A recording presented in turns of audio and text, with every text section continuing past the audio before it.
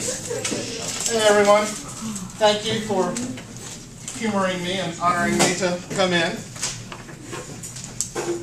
I appreciate it. Handouts? Thank you. Thanks. I only have 4 there.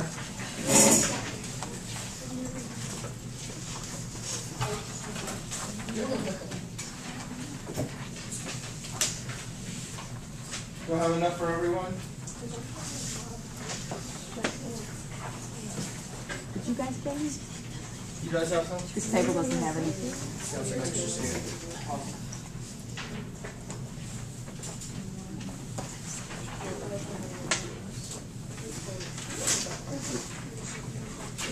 Does everyone have one?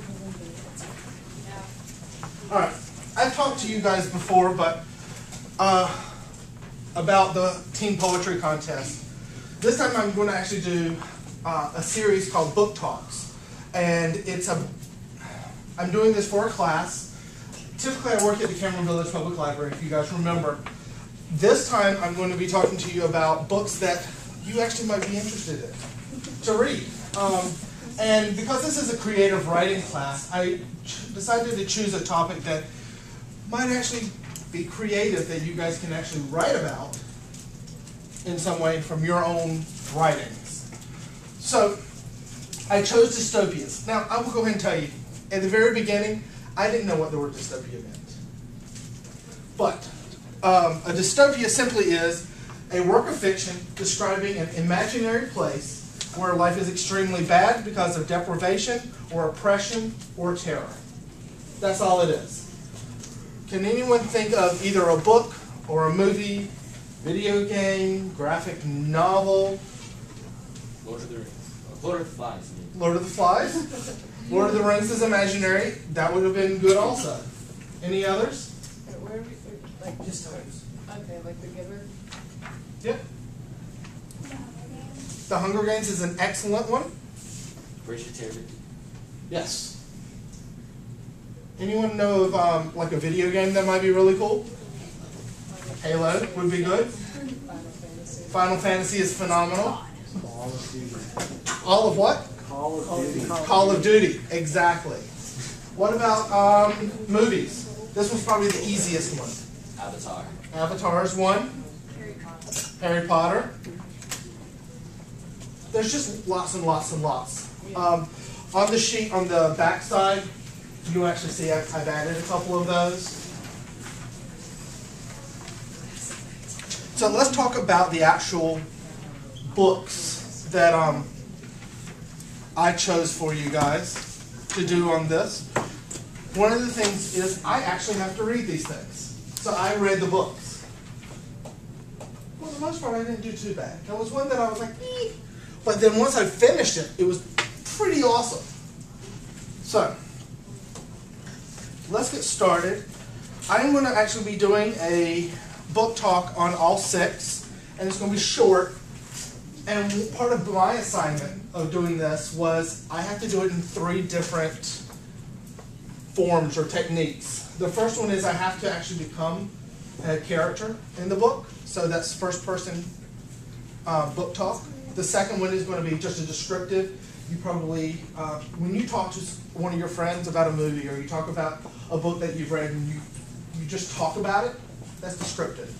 So you're familiar with that one. And then the last one is going to be an excerpt. So if you've ever been to like an author reading or poetry reading or to a book, to a coffee house and heard someone read something, whether it was their own work or you guys just standing up here, same concept. So it's just an excerpt to kind of give you a bit and piece of what this book is about. So I'll try to tell you which one I'm doing, but you should be able to tell because I'm holding a book. All right. So the first one is that I'm going to talk about is called The Knife of Never Letting Go by Patrick Ness.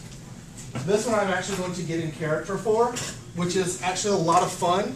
It was tough to write it, but then once I started preparing it, it's kind of neat. It's almost like being an actor and writing my own script because I became a character. So let's see if I can do this. I'm not exactly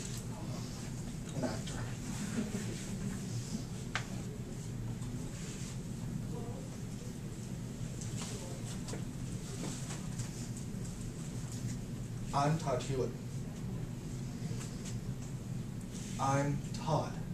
Todd Hewitt.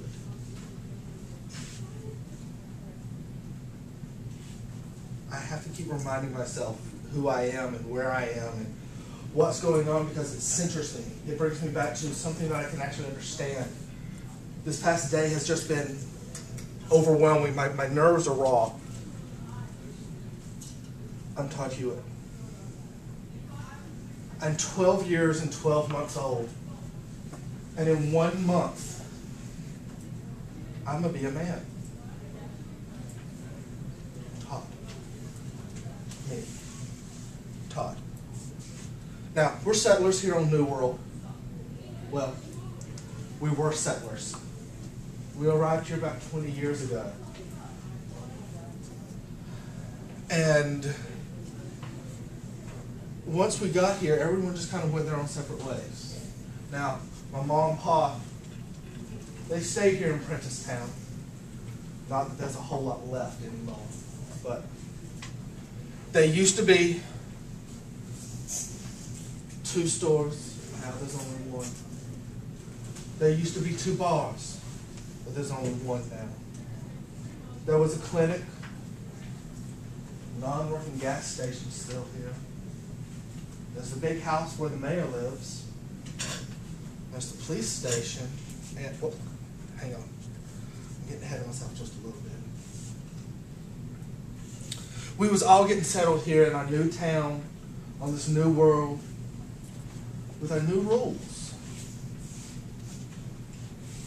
But then came the spackle.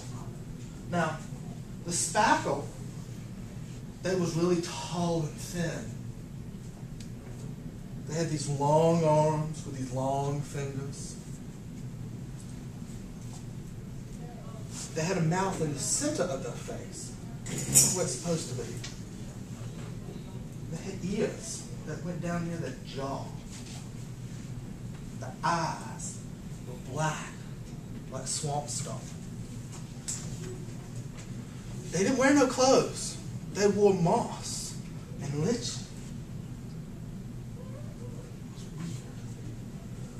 We tried to be friends with them spackles, but they had none of it. We went to war. They didn't use normal weapons.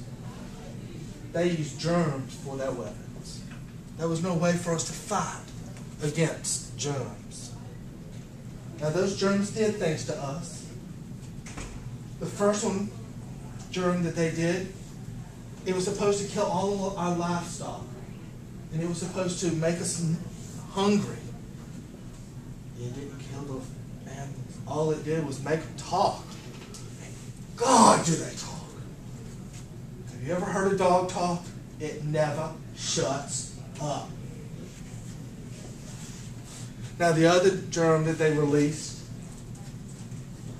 it killed all the women. Killed most of the men. But now the men that was left, it made their thoughts open to everybody. Can you imagine a world where you could hear everyone talking in their head? You wouldn't have to open your mouth. You just knew what they was thinking about. Hungry, thirsty, sleepy. I don't want to do this. But that's what the noise was. Noise. Noise was just all of us talking and talking and talking. Well, since my mom died from the germs, my pa, he died in the war. I had to live somewhere. I'm an adult man. I'm a man. So, been killing up the street. They was farmers. They took me in. They took good care of me. They did. But then all of a sudden, yesterday, my world changed.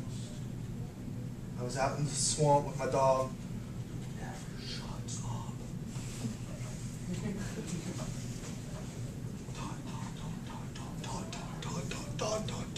Squirrel. all of a sudden, out in the middle of the swamp, there was a nothing. Now, there's not a nothing anywhere. Everywhere, there's something. Noise is always everywhere. But this was a blob. This was a shape. And there was nothing. That nothing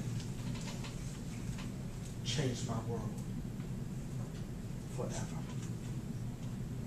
To find out what happened to Todd, you have to read The Knife of Never Letting Go by Patrick Ness. It is actually a series. At the very end, I wanted to scream because it left you on a cliff. And all you wanted to do was, what's happening next? And I had 5 other books to read. So, I'm not ready yet. But it is definitely on my agenda. It's an excellent, excellent book. Grabbed my attention.